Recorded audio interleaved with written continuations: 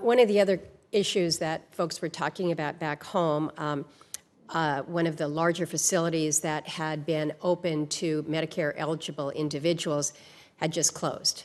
We have a real challenge in Alaska with access for those who are Medicare eligible. Our reimbursement rates are so out of whack in Alaska that it is a real challenge for us. And those Medicare eligible folks are just not able to find care. So we're seeing more shifting over to our community health centers. And then we also have this situation coming up the beginning of April with Medicaid and the disenrollment or the redetermination of the Medicaid populations that is going to be required when the emergency, the public health emergency is taken down.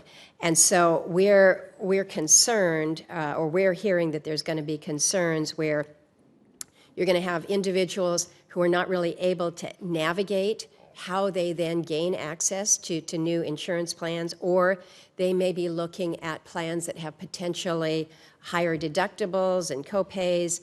So the question is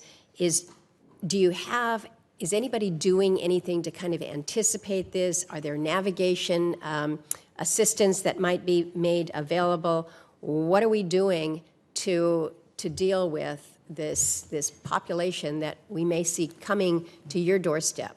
That's an incredibly important question. The unwinding is going to have a just ripple effect, and it is. We are trying to invest right now in working with that population to make sure that correct addresses are in the system, et cetera, et cetera. One of the problems we're facing in South Carolina is the re-enrollment process is paper only.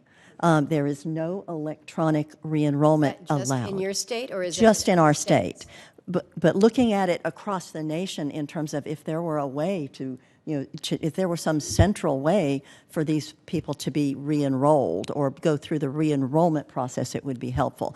We expect to lose thousands, tens of thousands of beneficiaries from the Medicare rolls, Medicaid rolls. I don't think we have any handle on what it is that's coming in just a matter of May I just to follow up on that? So it is a massive issue, and I think South Carolina is not alone in terms of some of the barriers. It really varies from state to state. Health centers have been very active in coordinating with their states, but also taking the initiative independently to make sure that there's as much outreach and navigation as possible. But there's an enormous administrative burden, and the issue also is churning, which is something that has been an issue with Medicaid for years.